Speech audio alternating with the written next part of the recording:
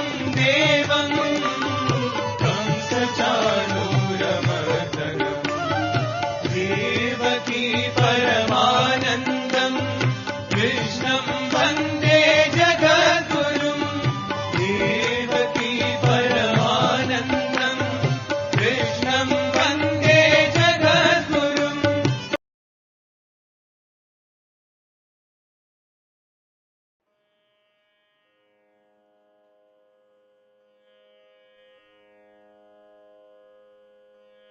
శ్రీ గురుభ్యో నమః.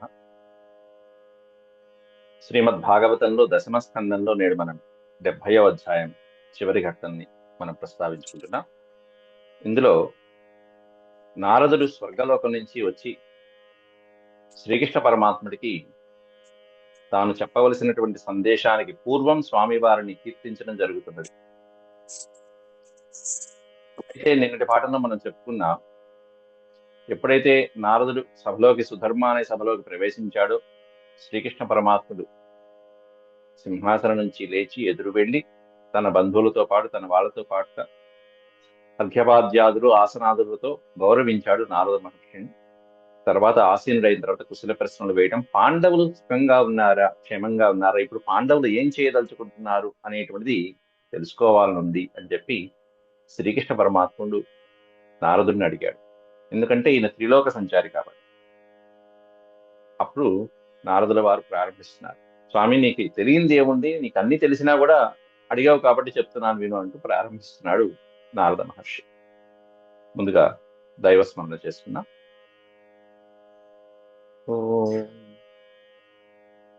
శుక్లాంబరధరం విష్ణుం శశివర్ణం చతుర్భుజం ప్రసన్నవదనం ధ్యాయేత్ సర్వవిఘ్నోపశాంతయే.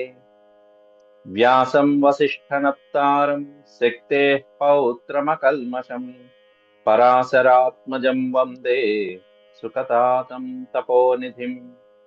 వ్యాసాయ వ్యాసరూపాయ విష్ణవే నమో వై బ్రహ్మనిధయే వాసిష్ఠాయ నమో నమః. నారాయణం నమస్కృత్య నరం చైవ నరోత్తమం దేవీం సరస్వతీం వ్యాసం తతో జయముదీరయేత్. హరి ఓం.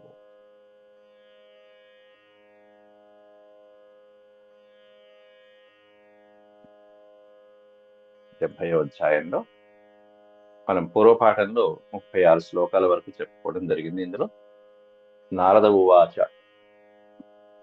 37వ శ్లోకంతో ప్రారంభిస్తున్నాం. అధ పృచ్ఛామహే యుష్మాన్ పాండవానాం చికీర్షితం అంటూ ఆపేశాడు శ్రీకృష్ణ పరమాత్మ.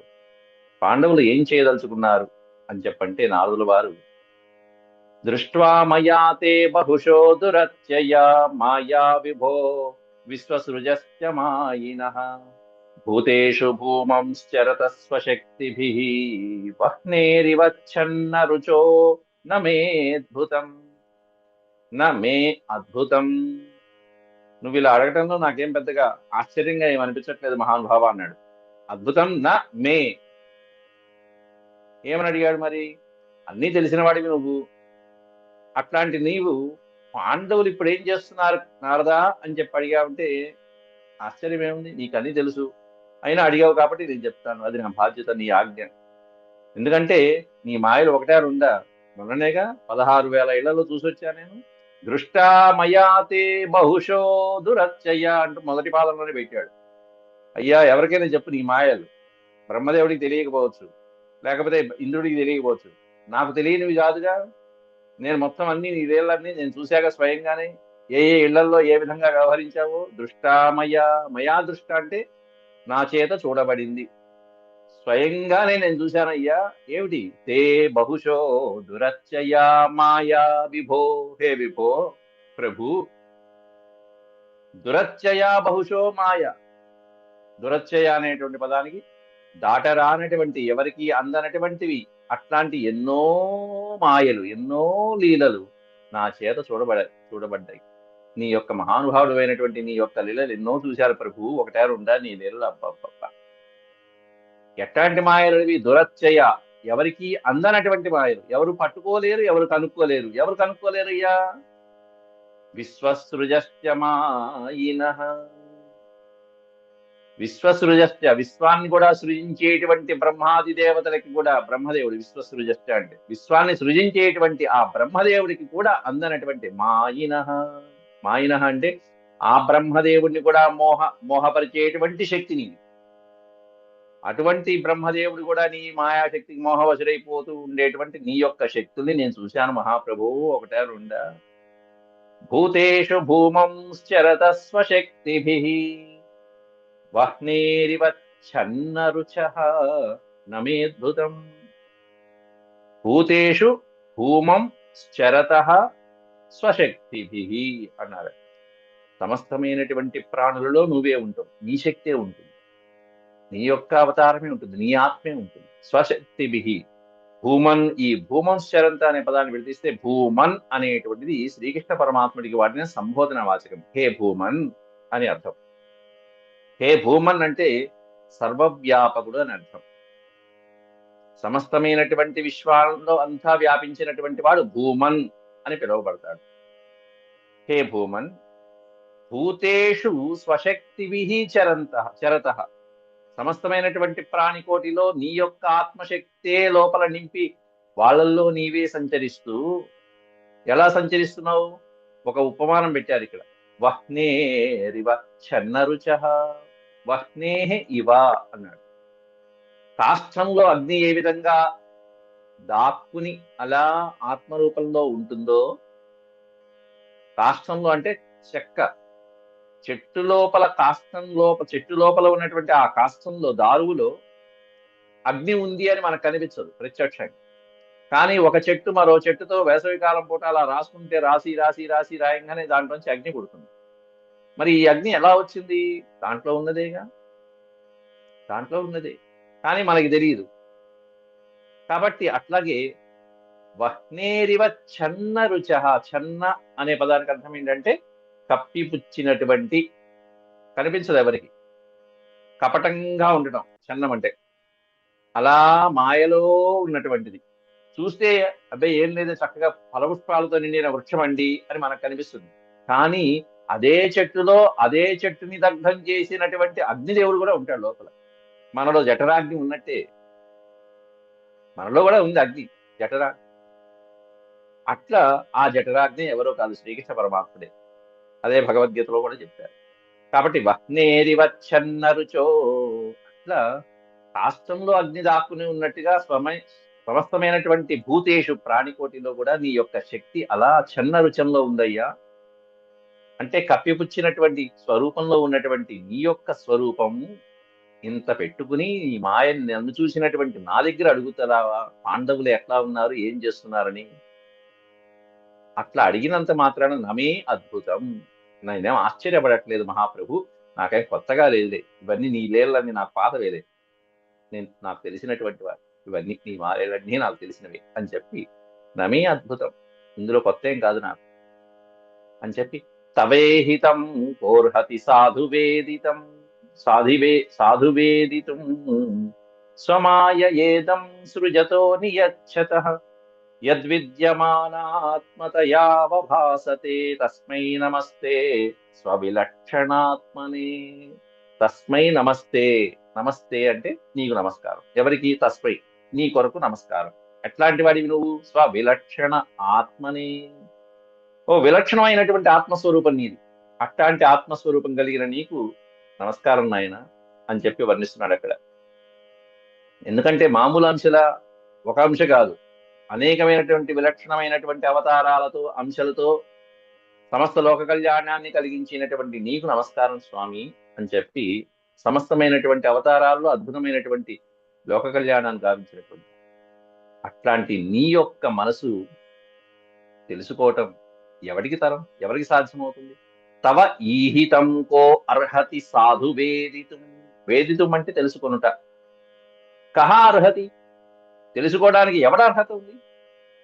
ఏమి తెలుసుకోవడం? తవ ఈహితం, నీ కోరిక గాని నీ సంకల్పాలు గాని, ఈహితం అంటే ఈహ కోరిక, లేకపోతే ఇంకా చెప్పాలంటే నీ మనస్సంకల్పాలు గాని నువ్వు చేసేటువంటి కర్మలు గాని అవి సాధు వేదితం కహ అర్హతి, సరిగ్గా తెలుసుకోవటం ఎవరికి తరం అవుతుంది? ఎవరికి తరం కాదు. కృష్ణ ప్రభు. ఆయన నీవు అనుకున్నటువంటి లీల ఇలా చేద్దాం అనుకున్నటువంటిది బ్రహ్మ దేవుడికి కూడా తెలియదు. ఇదంతా స్వమాయయా ఇదం సృజతో నియచ్చతః నియచ్చతః అని వర్ణించాడు అక్కడ. నియచ్చత స్వమాయయా ఇదం సృజతః, నీ యొక్క మాయతోనే ఈ సృష్టినంతటిని సృజిస్తున్నావు, నియమిస్తున్నావు. నియచ్చత అనే పదానికి అర్థం నియమించుట, అంటే సృష్టి స్థితి అని ఎలా అయితే మనం అంటున్నాము, ఈ మొత్తం ఈ సమస్తమైన జగత్తుని కూడా నీవే సృజిస్తూ నీవే నియమిస్తూ, అట్లాంటి నీ యొక్క కర్మల యొక్క రహస్య అంతరంగాన్ని ఎవడు తెలుసుకోలేడు మహాప్రభు. యద్విద్యమానాత్మతయా అవభాసతే తస్మై నమస్తే స్వవత్ విలక్షణాత్మనే. యత్ విద్యమాన ఆత్మతయా అవభాసతే. విద్యమానం అన్నది అంటే ఉన్నది ఉన్నట్టుగా. యద్విద్యమాన ఆత్మతయా అవభాసతే. అవభాసతే అనే పదం ఉంది. అవభాసత అంటే తోచుట అని అర్థం. కలుగుట, తోచుట, స్ఫురించుట మొదలైనటువంటి. అంటే వాస్తవంగా సమస్తమైనటువంటి జీవుల యొక్క హితం కోసమే అనేకమైనటువంటి అవతారాలు ఎత్తుతూ ఉంటావు. అనేకమైనటువంటి అవతారాలు. అట్లాంటి నీ లీలలు, నీ అవతారాలు, నీ కీర్తి, నీ కర్మలు ఎవడూ తెలుసుకోలేడు మహానుభావ. అట్లాంటి నీవు అద్భుతమైనటువంటి నీ యొక్క కీర్తిని సర్వ దిశల్లో కూడా వ్యాపింపచేస్తూ ఉంటావయ్యా. అసత్యమైనటువంటి, అనిత్యమైనటువంటి ఈ విశ్వాన్నంతా కూడా సత్యంగా ప్రతీతమవుతూ ఉంటుంది. యద్విద్యమాన ఆత్మతయావభాసతే, అలా ప్రకాశిస్తూ స్వచ్ఛంగా నిత్యంగా ఈ లోకమంతా ప్రతీతమవుతూ ఉంటుంది. అదంతా నీ యొక్క సంకల్ప బలమే, కానీ ఇది మాత్రం ఎవరూ తెలుసుకోలేరు అని చెప్పి వర్ణిస్తున్నాడు అక్కడ నారదుడు. జీవస్య యః సంసరతో విమోక్షణం నజానతో. ఇక్కడ కూడా నజానతః పెట్టాడు, ప్రతి శ్లోకంలో ఉంది. కోర్హతి సాధు వేదితం, ఎవడు తెలుసుకోగలడు? ఇక్కడ కూడా నజానతో అనర్ధవహాత్ శరీరతః, ఎవడు తెలుసుకోలేడు ఆ పరమాత్ముని యొక్క లీలలు. జీవస్య యః సంసరతో విమోక్షణం నజానతో అనర్ధవహాత్ శరీరతః. ఈ పదాన్ని పెట్టిస్తే అనర్ధవహాత్ శరీరతః, అనర్ధవహాత్ శరీరతః. లీలావతారైః స్వయశ ప్రదీపకం ప్రాజ్వలయత్వా తమహం ప్రపద్యే. ప్రాజ్వాలయత్వా తమహం శరణం ప్రపద్యే. తమహం ప్రపద్యే అన్నాడు. ప్రాజ్వాలయత్, జ్వాల జ్వాల. జీవస్య యః సంసరతో విమోక్షణం. విమోక్షణం అనే పదం సంసరత అంటే ఈ జనన మరణమైనటువంటి సంసార చక్రం ఏదైతే ఉంటుందో, జీవ సంబంధమైనటువంటి వాసనలో చిక్కుకుంటూ ఈ సంసారం అనే సాగరంలో, సంసరత అంటే అలా అటు ఇటు ఇటు అటు భ్రమించేటువంటి వాడు. ఈ శరీరంతో కాసేపు, మరో శరీరంతో కాసేపు అలా వెళ్ళేటువంటి వాడు, మరో శరీరంలో కాసేపు అలా ఉన్నటువంటి జీవుడికి, యహ జీవస్య, ఏ జీవుడికైతే విమోక్షణం, విమోక్షణం ఆ శరీరం నుంచి వాడికి మోక్షం అనేటువంటిది లభిస్తూ ఉంటుందో, జీవుడు దేహ సంబంధమైనటువంటి వాసనలో చిక్కుకుని అనేకమైనటువంటి జనన మరణమైనటువంటి సంబంధమైనటువంటి చక్రంలో పరిభ్రమిస్తూ ఉంటాడయ్యా. కానీ దాని నుంచి బయటపడేటువంటి మార్గం మాత్రం విమోక్షణం న జానతః. ఈ పదం తీసుకువెళ్ళి మొదటి పాదం దగ్గర ఇక్కడ పెట్టుకుంటే విమోక్షణం న జానతః. ఆ జనన మరణ సంసార చక్రంలో ఉన్నటువంటి వాడికి ఎలా దీని నుంచి బయటపడాలి, కోరికల నుంచి ఎలా బయటపడాలి అనేటువంటిది న జానతః, వాడు మాత్రం తెలుసుకోలేడు. అదంతా నీమాయే. అదంతా అనర్ధవహాత్ శరీరతః. ఎట్లాంటి శరీరం? పైగా ఇది అతడు పొందేటువంటిది ఏమన్నా అనర్థదాయకమైనటువంటి శరీరం అది. అట్లాంటి అనర్ధవహాత్ శరీరతః. అనర్ధవహాత్ అనే పదానికి అర్థం ఆవహించి ఉన్నటువంటి అనర్థం. ఏం ఆవహించిందయ్యా? అనర్థం అనేటువంటిది. ఏమిటా అనర్థము? అవిద్య అనేటువంటి అజ్ఞానాంధకారాలతో ఆవహించి ఉన్నటువంటి శరీరం కలిగినటువంటి జీవుడు ఈ సంసార భవబంధాల నుంచి ఎలా విమోచనం పొందాలి అనేటువంటి మాత్రం తెలుసుకోలేడు. ఇదంతా నీ లీలావతారాలని కూడా వాడు తెలుసుకోలేడు. అయితే నీ లీలలన్నీ ఇటువంటి మానవుని ఉద్ధరించడం కోసమే. లీలావతారై స్వయశ ప్రదీపకం. సమస్తమైనటువంటి లీలలు కూడా నీ యొక్క యశస్సుని, నీ కీర్తిని ప్రదీపకం, ఒక్కొక్కటి నీ యొక్క లీలల్ని, కీర్తుల్ని అత్యద్భుతమైనటువంటిగా దేదీప్యమానంగా ప్రకాశింపచేస్తూ ఉంటాయ్యా. అవన్నీ కూడా సమస్త ప్రాణుల హితం కొరకే అటువంటి లీలలన్నీ, అవతారాలన్నీ. దానివల్ల నీ యొక్క కీర్తి ప్రదీపకం, ఎట్లా ప్రదీపం అవుతూ ఉంది అనేటువంటిది వర్ణిస్తున్నాడు అక్కడ.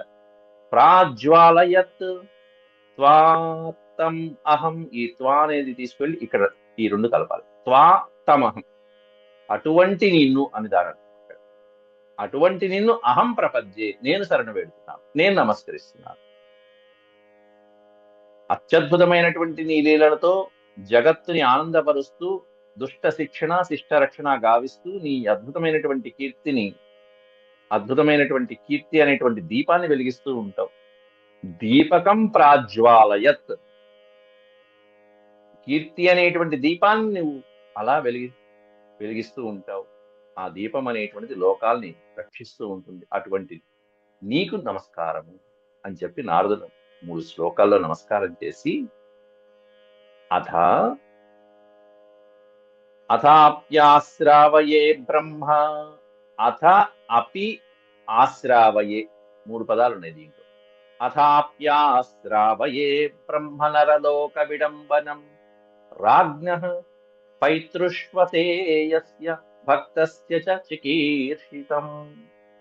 నీకు భక్తుడైనటువంటి వాడు, పైతృష్వసేయస్య అని పాడాడు.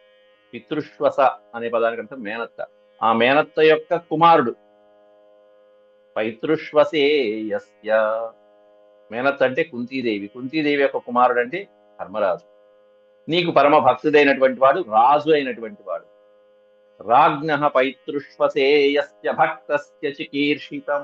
ఆ ధర్మరాజు యొక్క కోరిక, మనోరథం ఇప్పుడు నువ్వు వినిపించమన్నావు కాబట్టి ఆశ్రావయే, నేను వినిపిస్తాను.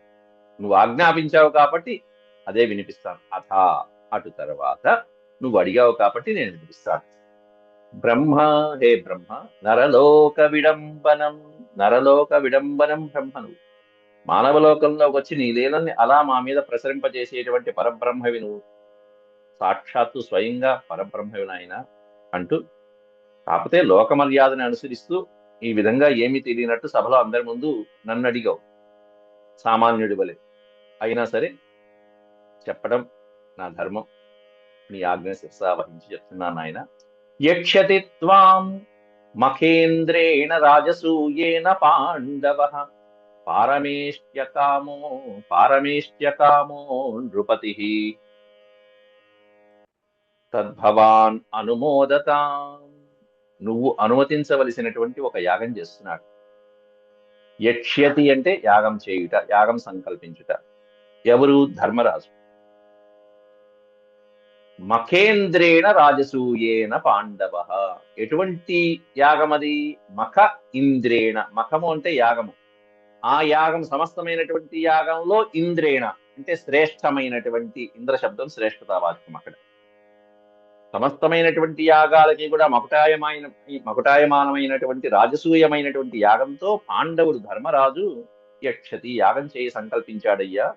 పారమేష్ట్యకామో, అటువంటి యాగంలో నృపతి తద్భవాన్ అనుమోదత. కాబట్టి నువ్వు ఆ యాగాన్ని ఆమోదించాలి, నువ్వు అంగీకరించాలి. నువ్వు అంగీకరించావంటే వెంటనే యాగం మొదలు పెట్టేస్తాడు. పైగా యాగం చేయమని ప్రోత్సహించింది నేనే. అసలైతే నారదుడే వచ్చి చెప్తాడు. ఇలా అన్ని లోకాలు సంచరించుకుంటూ వచ్చి ఎప్పుడైతే ఇంద్రప్రస్థము మైసభ నిర్మితమైనాయో, ఆ సభా నిర్మితమైనప్పుడు నారదుడు చూసి ధర్మరాజుకి అనేకమైనటువంటి సభల యొక్క విశేషాలు చెప్తాడు. అప్పుడు ధర్మరాజు కూడా అడుగుతాడు, నారద, మీరు ఎన్నో లోకాలు తిరిగి వస్తారు, మీరు చూసినటువంటి మైసభ ఎలా ఉంది, మిగతా సభలు ఎలా ఉన్నాయి అంటే అప్పుడు నారదుడు ఒకటే అంటాడు, భూలోకంలో ఇటువంటి సభ ఇంకేది లేదయ్యా అంటాడు. ఇట్లాంటి సభ, ఈ మైసభని మించినటువంటి సభ భూలోకంలో లేదు అంటూ ఇక అనేకమైన లోకాల్లో, దివ్య లోకాల్లో ఉన్నటువంటి అద్భుతమైనటువంటి సభలన్నీ వివరించి చెప్పి, ఒక విషయం ధర్మరాజా, నేను స్వర్గలోకం నుంచి వస్తున్నప్పుడు మీ నాన్నగారు నీకు సందేశం పంపించారయ్యా అంటూ స్వర్గలోకంలో ఉన్న పాండు మహారాజు చెప్పినటువంటి ఒక సందేశాన్ని నారదుడు అక్కడ వినిపిస్తాడు. ఏమిటయ్యా అంటే, నాయన ధర్మరాజా, కష్టాలు పడ్డారు, చక్కగా ఒక రాజ్యాన్ని ఏర్పాటు చేసుకున్నారు. ఇప్పుడు నాకు సత్యహరిశ్చంద్రుడు లాంటి యశస్సు పొందాలని కోరిక ఉంది. వాళ్ళు చేసినటువంటి, మన పూర్వీకులు చేసినటువంటి అద్భుతమైనటువంటి యాగం, రాజసూయ యాగం అనేటువంటిది చేయ సంకల్పిస్తే నాకు పుణ్యలోకాలు ప్రాప్తిస్తాయి, కాబట్టి అది చెయ్యి నాయన అని చెప్పి పాండు మహారాజు నారదుడి చేత ధర్మరాజుకి సందేశం ఇచ్చి పంపించాడు. ఆ సందేశం ద్వారా ధర్మరాజుకి రాజసూయం మీద ఆసక్తి కలిగేట్లు చేసి, చెయ్యంగానే నారదుడు చెప్పగానే ధర్మరాజు ముందు శ్రీకృష్ణుడు వారి అనుమతి కావాలి అన్నాడు. అంతే, వెంటనే. అది భక్తి. అందువలన పైన శ్లోకంలో కూడా భక్తస్య చికీర్షదం అన్నాడు. ముందు శ్రీకృష్ణుడు వారు ఆమోదిస్తే ఆ తర్వాత మనం మాట్లాడుకుంటాం అన్నాడు. అందువలన నువ్వు అనుమోదించాలి. అనుమోదతాం తస్మిన్ దేవ క్రతువరే భవంతం వైసురాదయః దిద్రక్షవః సమేష్యంతి రాజానశ్చ యశస్వినః. తస్మిన్ దేవ క్రతువరం. క్రతువరము అంటే శ్రేష్టమైనటువంటి ఆయాగంలో, తస్మిన్ ఆయాగంలో దేవ, హే దేవ, ఓ శ్రీకృష్ణ ప్రభు, ఆ దేవ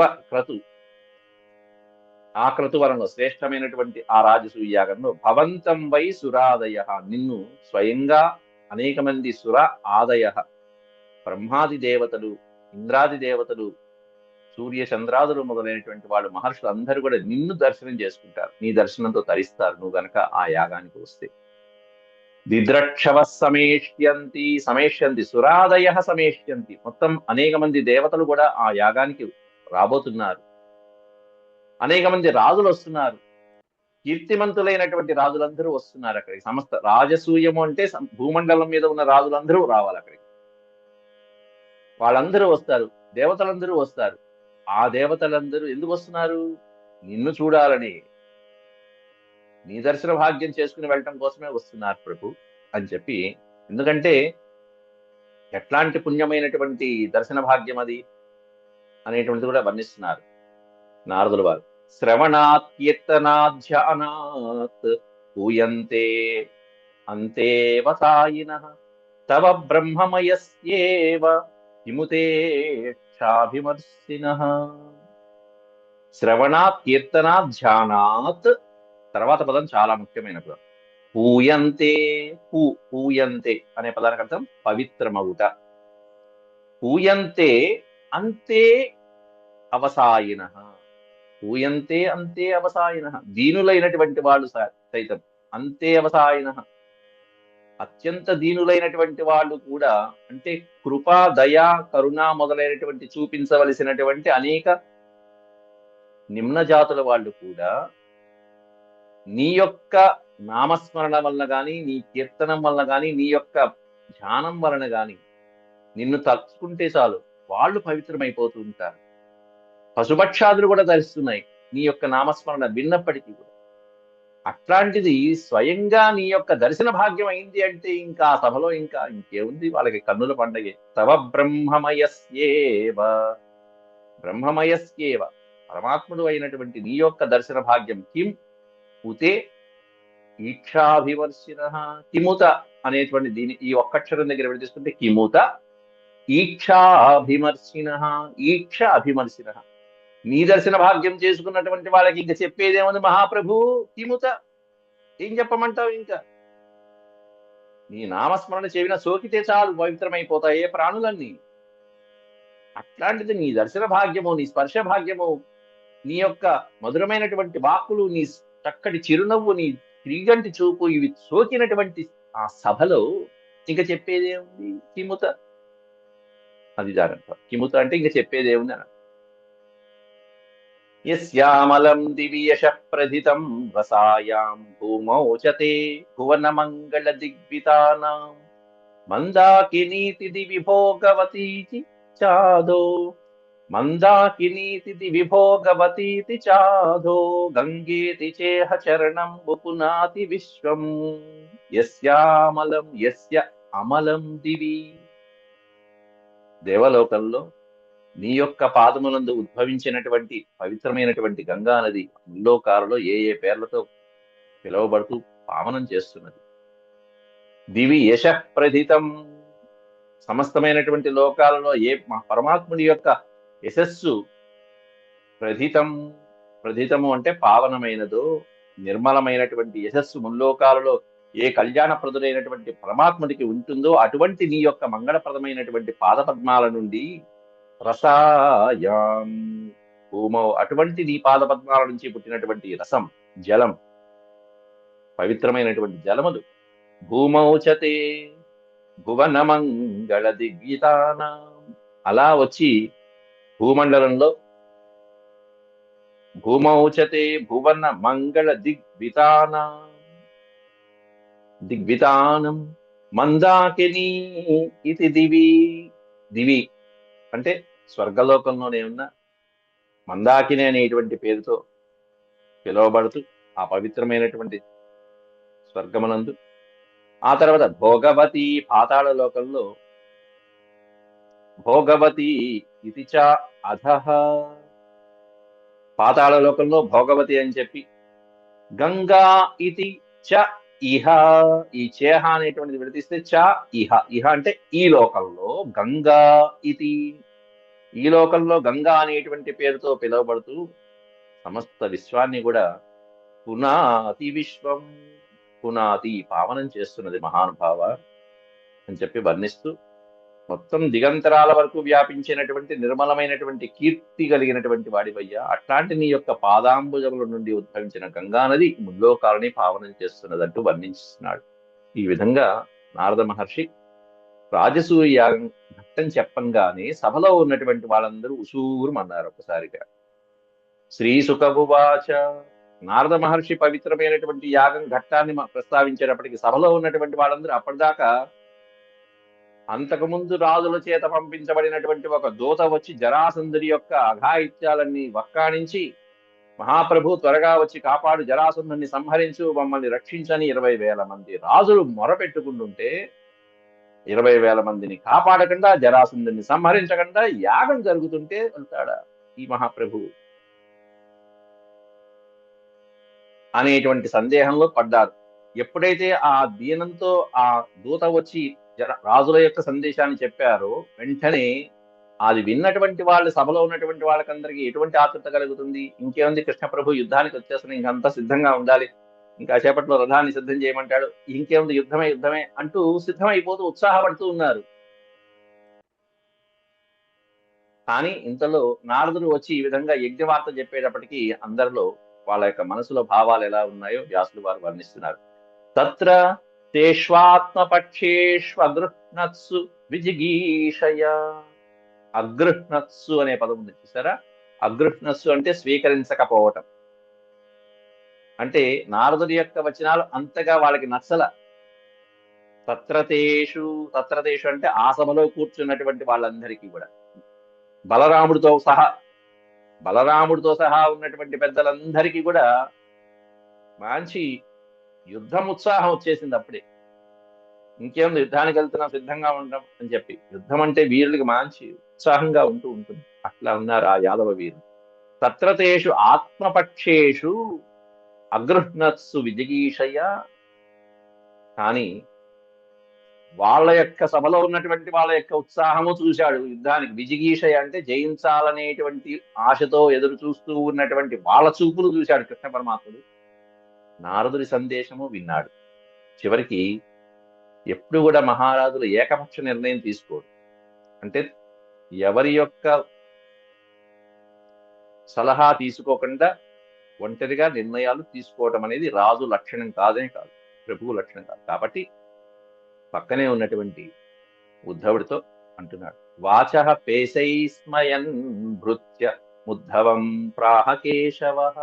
ఉద్ధవం కేశవ ప్రాహ అంటే పలుకుట. శ్రీకృష్ణ ప్రభు అక్కడ ఉన్నటువంటి ఉద్ధవుడితో ఈ విధంగా అంటున్నారు. ఎట్లాంటి ఉద్ధవుడు? భృత్యం, భృత్య అంటే సేవకుడు. అసలైతే భృతి మీద జీవించేవాడు అంటే నిత్యము వేతనం మీద జీవించేవాడు, భృతి మీద జీవించేవాడిని భృత్యుడు అంటారు. కానీ ఇక్కడ భృత్యుడు అంటే మనం భక్తుడు అనుకుంటే మంచిది. పరమభక్తుడైనటువంటి ఉద్ధవుడు అంతేకాకుండా మంత్రి లాంటి వాడు సచివుడు అయినటువంటి, సచివుడు అంటే మంత్రి, సలహాలు ఇచ్చేటువంటి కృష్ణ ప్రభువుకే సలహాలు ఇచ్చేటువంటి పరమభక్తుడైనటువంటి ఉద్ధవుడు అంటున్నారు. ఎట్లాంటి మాటలతో కృష్ణుడు అంటున్నాడు? పేషై వాచ స్మయన్. పేషై అంటే మధురమైనటువంటి వాచ, మాటలతో చిరునవ్వులొలుకుతూ, చిరునవ్వు చిందిస్తూ, అంటే ఆవేశపడకుండా అటు యుద్ధమా ఇటు ఇదా రెండొచ్చాయి, ఎటు వెళ్ళాలి, అందరూ యుద్ధం అనుకుంటున్నారు, యుద్ధానికి వెళ్దామా? నారదుడు వచ్చి రాజసూయం అన్నాడు, ఇటు వెళ్దామా? ఉద్ధవా నువ్వు చెప్పు అన్నాడు. భగవానువాచ త్వం హినః పరమం చక్షు. ఉద్ధవ, నువ్వు మాకు చక్షువులు లాంటివి వాడివి. రాజుకి ఎప్పుడు కూడా చక్షువులు లాంటి వాళ్ళు ఎవరంటే గూఢచారులు. గూఢచారులు ఎవరైతే ఉంటారో ఆ గూఢచారులు రాజులకి నేత్రముల వంటి వారు, ప్రత్యక్షమైన నేత్రముల వంటి వారు. ఆ పదం వాడాడు అంటే ఇక్కడ ఉద్ధవుడు మంత్రియే కాదు, భక్తుడే కాదు, శ్రీకృష్ణ పరమాత్ముడికి గూఢచారి లాంటి వాడు అని కూడా చెప్పవచ్చు. త్వంహిన పరమం చక్షు. ఎందుకంటే రాజు అక్కడే కూర్చొని అన్ని చూడలేడు, కాబట్టి వాళ్ళు వెళ్ళి దర్శించుకుని వచ్చి చూసింది వాళ్ళు చెప్పాలి. పరమం చక్షు అంటే దివ్యనేత్రాలు లాంటి వాడివి. సుహృన్ మంత్ర అర్ధతత్వవిత్. మంత్ర అర్ధతత్వవిత్, సమస్తమైనటువంటి అర్ధనీతి శాస్త్రాలు, స్నేహితుల పట్ల, ఆత్మీయుల పట్ల ఎలా వ్యవహరించాలి, అనేక శాస్త్రాల యొక్క తత్వం అంతా తెలిసిన వాడివి, తత్వవిత్. తథా తథా అత్ర బ్రూహ్యనుష్ఠేయం శ్రద్ధ కరవామ తత్. పక్కన ఉన్న బలరాముడిని అడగచ్చు కదా, పెద్దవాడు అన్నగారు. అడగడు, ఉద్ధవుణ్ణి అడిగాడు. బలరాముడిని కూడా తర్వాత అడుగుతాడు. బలరాముడు యుద్ధం అంటాడు, కయ్యానికి సిద్ధమయ్యేవాడు బలరాముడు అన్నగారు, కానీ ఆలోచించి నిర్ణయం తీసుకునేవాడు ఉద్ధవుడు. కాబట్టి ముందు ఉద్ధవుడికి ఓటేశాడు.